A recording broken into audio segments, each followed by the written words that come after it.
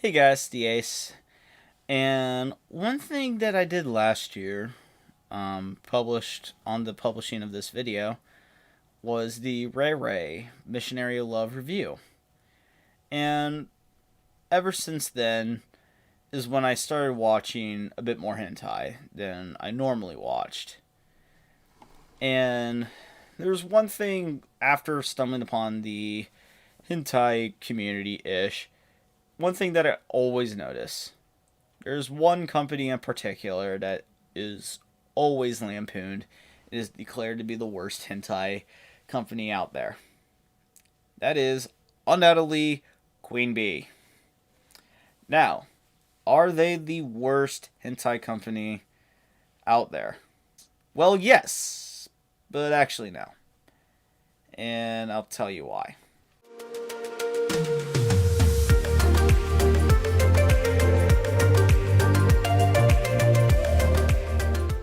Alright, so first thing we need to distinguish between is subjective quality and objective quality.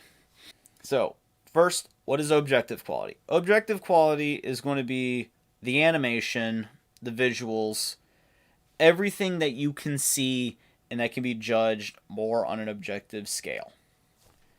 Alright, so what's the subjective part? That one is more of the characters, the likability, and I'm going to put more of. Okay, story, I'm going to put more into the objective category, but it could also fall into subjective as well, depending on how well you like it. Same thing with visuals and stuff, but let's just keep it straight. Let's just keep it simple. So, I'm not going to be talking about more of the content and the moral or any shit like that.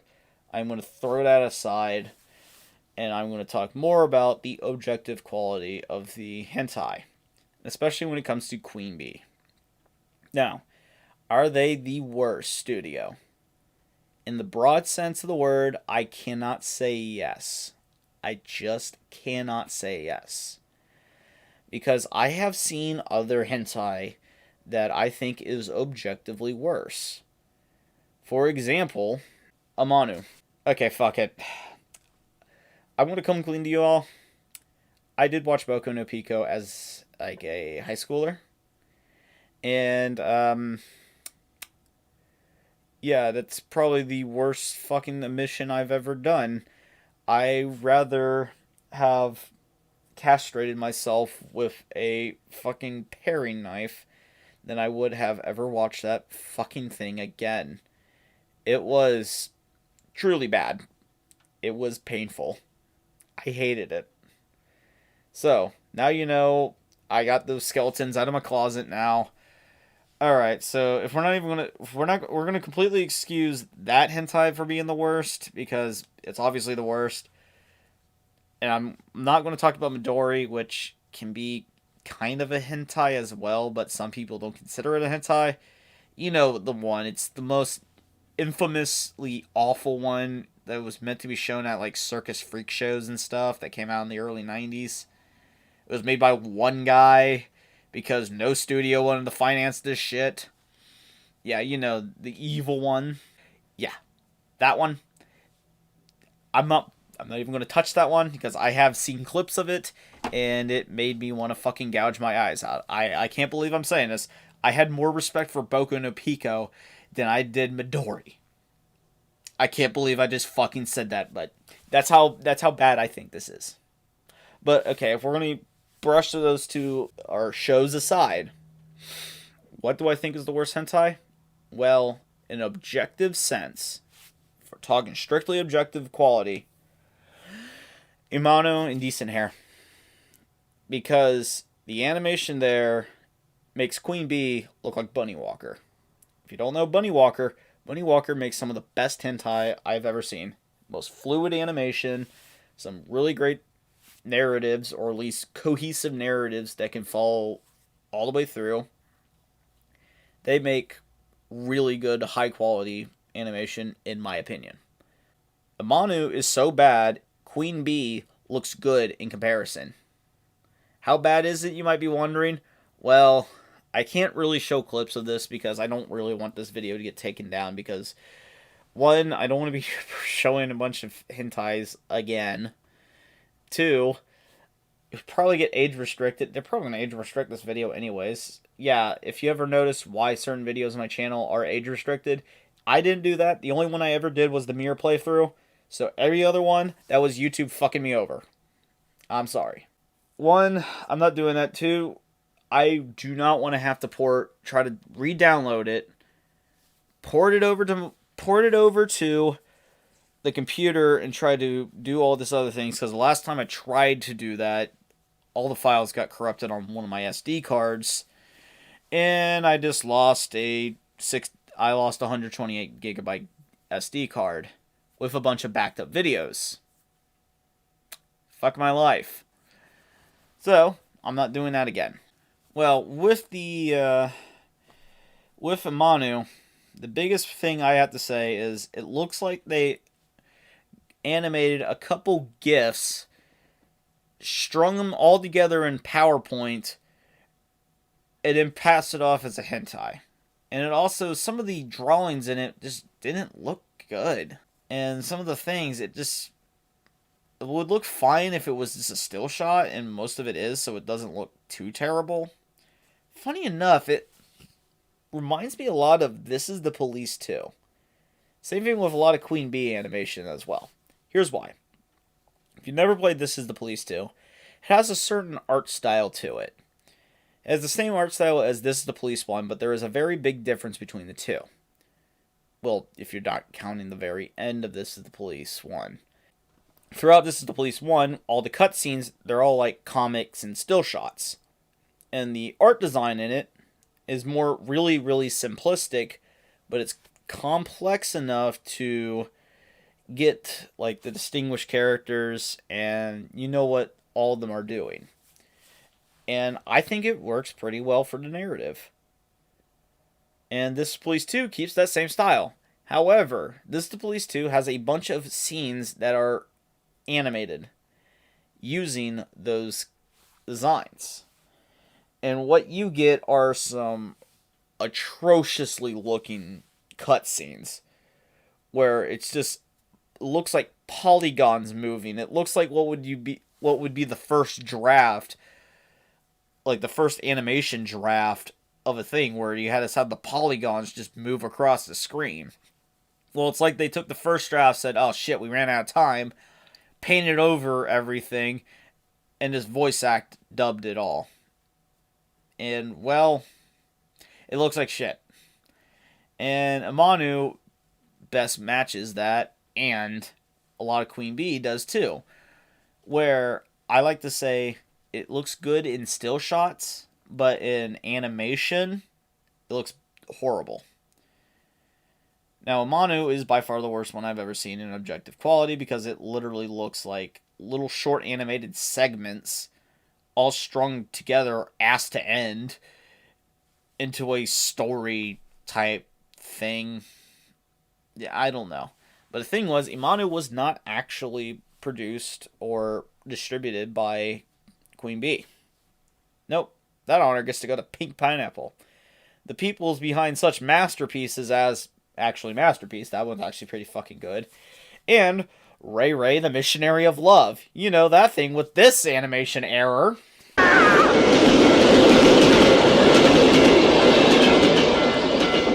Oh, don't forget about this wonderful dubbing that was not done by them, but still look at the laziness of this animation for talking.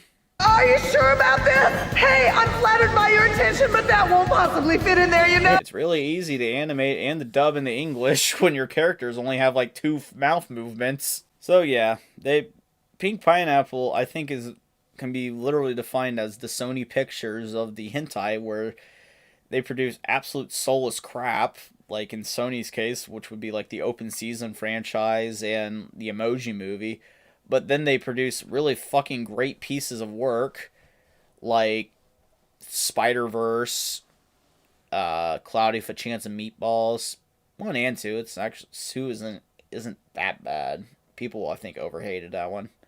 Regardless, Pink Pineapple is the same thing, where they choose to show off great pieces of animation and then some of the worst pieces of shit I've ever seen. And then you have Queen Bee that produces pretty bottom tier shit, let's be honest here. There's two things about Queen Bee that I cannot really, that really get to me. Now, full disclosure, I've watched about half the listings on hanime.tv, which is the website I use to watch hentai. Now, I've watched these listings that are scrolling up right now.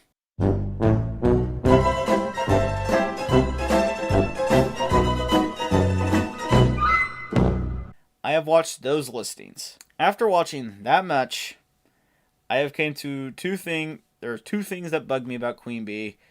That is, the animation quality is usually not very good.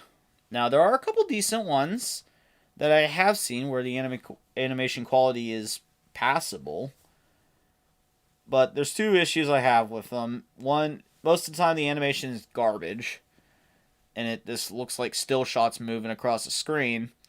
Then the other thing is the stories and the scenes that they show together are just seem to be strung randomly in a series. For example, there was the kiss hug one. That one has like 3 different pieces to it, where Kiss Hug 1 has 2 completely random scenes that have nothing to do with each other. Like, the first one's like a saleswoman giving a guy basically Viagra. I don't fucking know. And then the second half of that episode was, I don't even remember, but it wasn't even related. And then episode 2 involves a love triangle with a guy and two girl classmates. And you're sitting there wondering, how the fuck does any of these relate to each other? The answer is they don't. So what the fuck was the point of this? I have never sat down and just wondered, what the hell is the point of any of this? Why are you going to sit there and make this if you're just going to... Like, why the hell are you going to sit down and try to put these things together in one series when they don't belong together?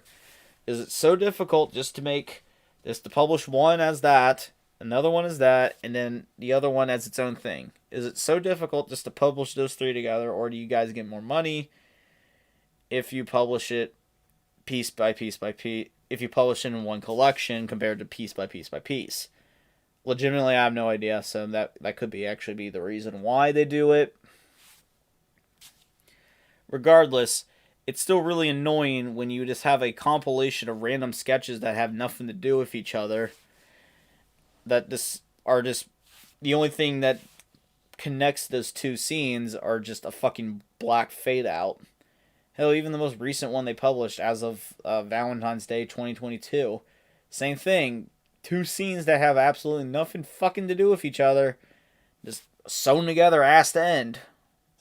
Now, it's not fair to say that they always do that, because there are some series like the yoga one, and then the Onesan one with a guy and his girlfriend or something like that.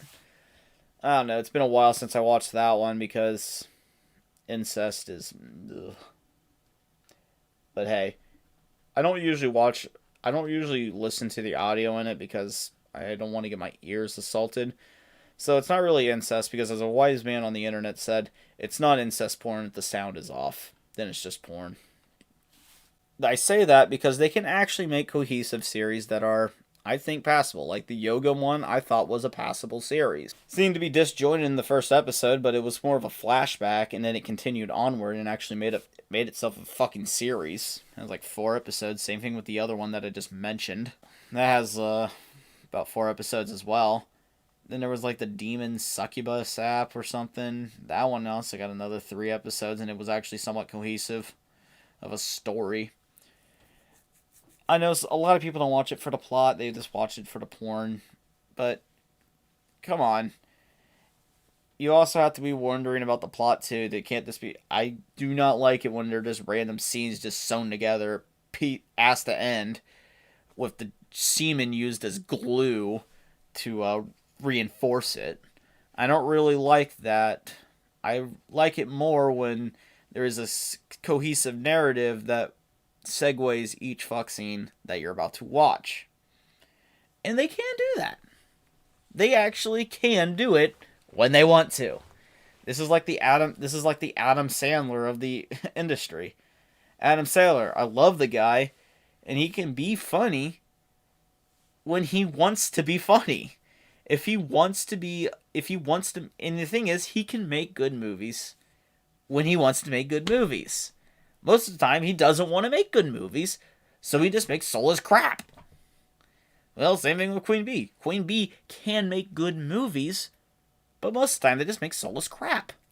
So, in conclusion of this really, really bizarre video that I just made, is Queen Bee the worst animation studio in terms of hentai?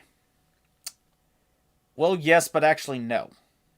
Because in the broad strokes, there are worse ones out there. And there are some companies out there that I think make worse product than Queen Bee. But that's in a broad stroke. That's including all small studios and amateurs. I don't like to compare amateurs to a more professional studio. You know, it's like trying to compare a professional animator that works at, like, I don't know, Cartoon Network, and then a Newgrounds animator or someone that just does it for a hobby on YouTube. They're not in the same league. So that's not fair to try to compare them and criticize the smaller people or the hobbyist compared to the people who actually do this for a living. So in the broad sense, yes, the smaller people, they're going to be worse than the bigger people. But it's not fair to criticize them because they're much smaller and they're less experienced. But it's more fair to criticize the people who are professionals. So, in that sense, if you're going to be more big, well-known studios, Queen Bee debatably is the worst. Because they produce nothing but either, at best, decent pieces of work, and at worst, some wretched pieces of garbage. It's honestly a judgment call over which one's the worst. Personally, I don't think they are the absolute worst, but at the same time, if we're going to talk about mainstream, I have no choice but to say yes. Now, there's probably other studios that I'm completely forgetting that are mainstream, but this one I'm just talking about because they are the most infamous, and the most well-known, and the most lampooned. And sometimes that criticism is deserved, but sometimes it isn't. So yes, anyways guys, thank you so much for watching. If you enjoyed this, leave a like and subscribe if you want. Enjoy your life, and for the love of God, go enjoy some hentai. There's a lot of good hentai out there, man. I know. I've seen a lot of them, and I'm still watching a good amount of them. There are some good ones out there. Go watch them. Have fun. Anyways, guys, see ya.